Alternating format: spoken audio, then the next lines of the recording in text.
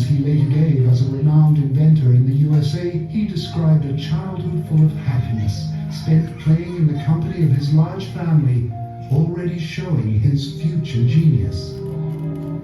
His father, Milutin, was parish priest of the Orthodox Church of Saints Peter and Paul in Smilja. According to Nikola Tesla himself, he was a true philosopher, a poet and writer with a remarkable memory. For one of his sermons, he was honored by the Austrian Emperor Franz Joseph. He also left a wonderful description of a shower of meteors near Smiljan on July 12, 1855, the year before Nikola was born. In some way, this heralded the birth of his son, the genius. Tesla's mother, Juka, of whom no portrait survives, was from one of the oldest and most respected Serbian families in Lika. Her celebrated son Nikola later wrote that his mother, although illiterate, was a genius with great intuition. She had a special gift for invention and skilled fingers with which she wove the most beautiful patterns. Her brother, Nikola's uncle, the future Bishop Nikolai, was highly skilled at making home decorative pieces of wood and iron. He was also a specialist in bookbinding. The documentary records of Tesla's maternal ancestors, the Budisavljević family, are especially interesting. The Budisavljevićes were a family of many prominent Orthodox Church priests and also many military officers. During the 18th and 19th centuries, two members of the Budisavljević family were awarded noble titles by the Austrian Empire for their military achievements. They were raised in the spirit of war and courage, with a military understanding of humor, characteristics which were passed down from generation to generation. Usual personality, it's important to bear in mind the trio of important influences on his life: the culture and value system imbued by his family, his education in European scientific institutions, and the pragmatic American environment which not only allowed him to implement his revolutionary inventions from an early age, but also to continue with his complicated and expensive experiments. Between 1873 and 1880, Tesla studied engineering at the Graz University of Technology and the Charles University in Prague.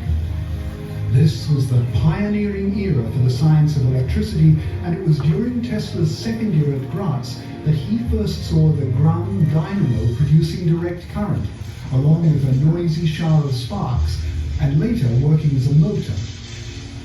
Boldly, he stood and told Professor Peschel that he believed it was possible to make a more efficient machine which would work with alternating current.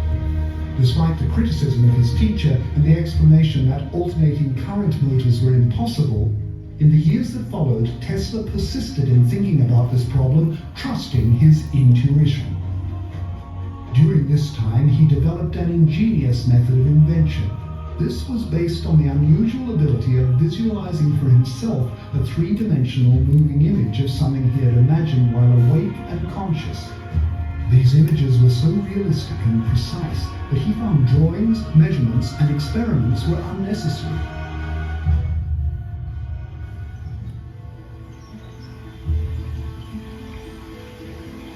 In 1882, Tesla was in Budapest, where his uncle, Pia Mandic, helped him find employment in Tivada Puskas's telephone exchange.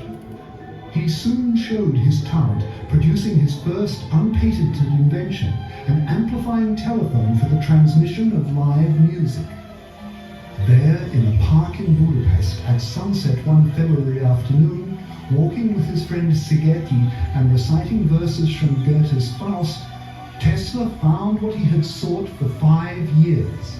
The elusive solution for an alternating current motor sprang into his mind.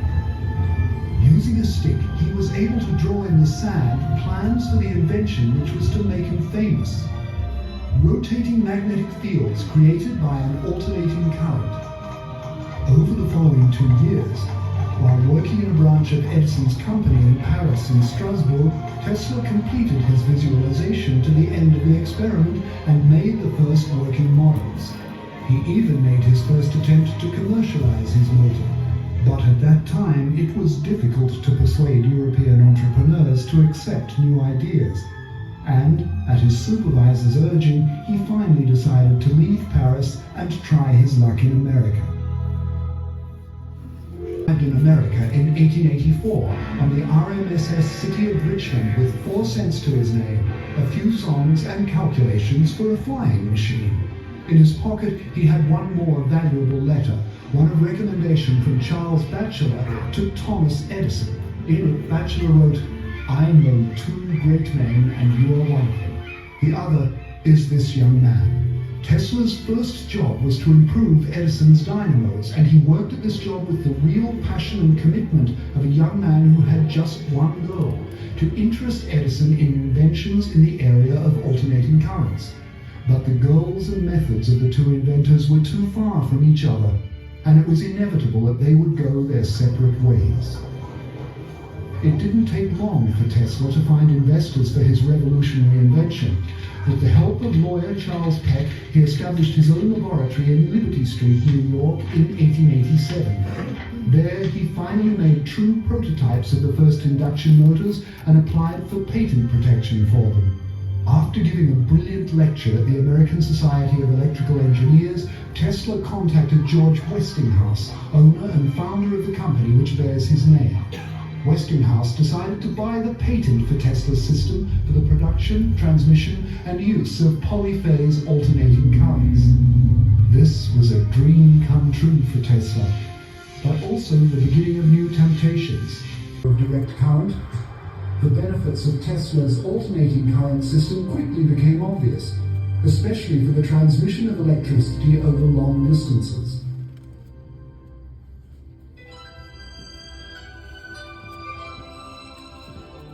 When Westinghouse used Tesla's system to light the World Exhibition in Chicago in 1893, a decisive blow was struck to the supporters of direct current. The exhibition opened in May 1903 with spectacular light shows and a demonstration of the complete transmission system for alternating current. This removed the last hurdle to its universal adoption. The Chicago success helped Westinghouse to obtain a contract to build a hydroelectric power plant at the Niagara Falls. This historic event was perhaps the most significant step towards creating a second industrial revolution. Of the 13 patents used in building the Niagara power system, 9 belonged to Tesla. Suddenly, Tesla was very famous. His inventions, discoveries, and visions were widely accepted by the scientific community, both at home and abroad. They were published in scientific magazines, daily and weekly newspapers, and in highly credible literary and intellectual reviews. During the last decade of the 19th century, Tesla became a superstar, a celebrity, and a very important person in New York's upper echelons. Prestigious American and European universities were falling over themselves to present him with medals and honors. After a lecture to the Royal Society in London in 1892, Tesla was advised by leading English scientists to concentrate his enormous creative energy on one problem. More and more, Tesla focused on the problem of meeting humanity's energy needs. From May 1899 until January 1900, Tesla stayed in Colorado Springs. There, in an unattractive timber laboratory, he undertook fascinating experiments with an oscillating transformer of 12 million volts and discovered resonant frequencies of the Earth, which established stationary waves. He believed he had found a mechanism which would transmit energy and information around the world. Later, writing to his most important sponsor, J.P. Morgan, he said, "I have found the new philosopher's stone. My discovery is so revolutionary that it will impact almost all social values and relations." On his return to New York in January 1900, Tesla published spectacular photographs from Colorado as part of a visionary article about the future of the global society entitled "The Problem of Increasing Human Energy."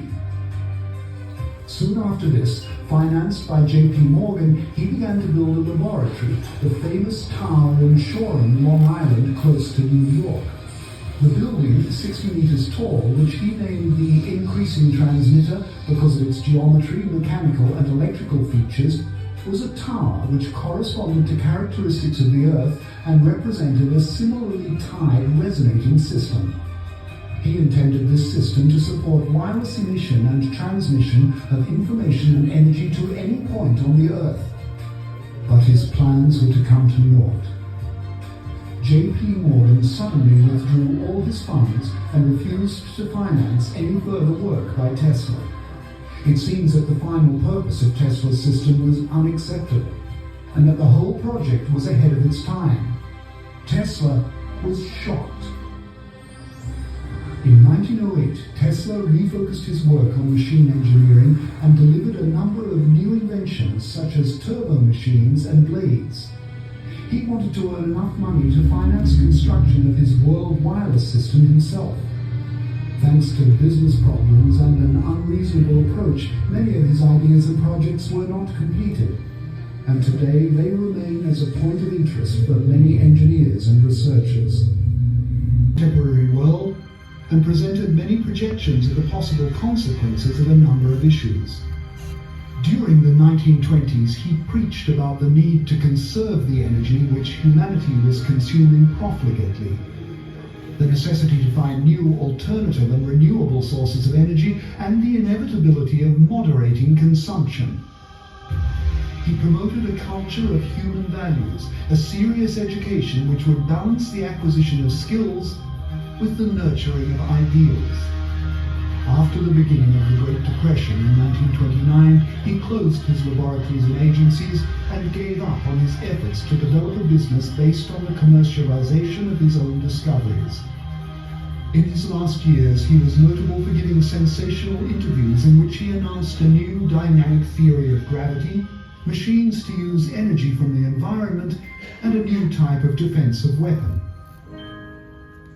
This last sparked the interest of American, German, British, and Soviet intelligence agencies.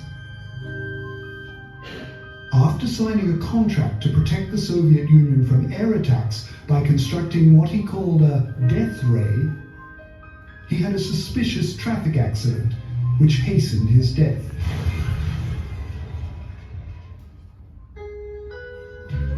Tesla died peacefully in his sleep on Orthodox Christmas Day in 1943.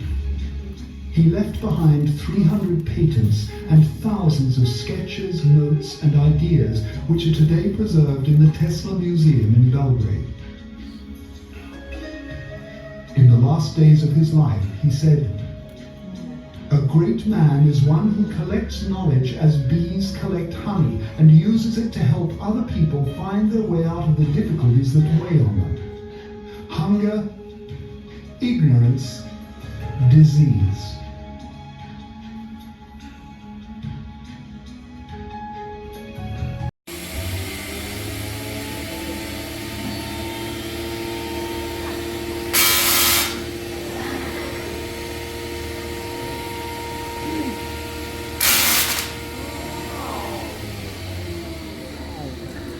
Okay, we're moving to our next baby finger, as we like to call it. It contains a primary coil, and all this is secondary coil, but it is not complete as the previous ones. My question for you today is, what's missing in comparing to the big one? Grounding, correct. Today you will get the chance to be the grounding and to get struck by a lightning of 120,000 volts. Don't worry, you won't feel anything but the tingle. That's why we call it tingle. Don't worry. Thank you.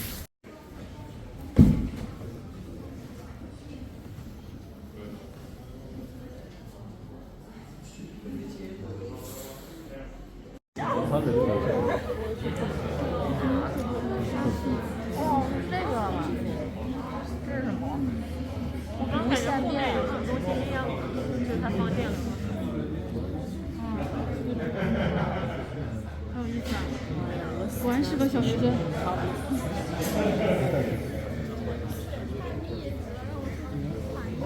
他们下的啊，就是有点闷。我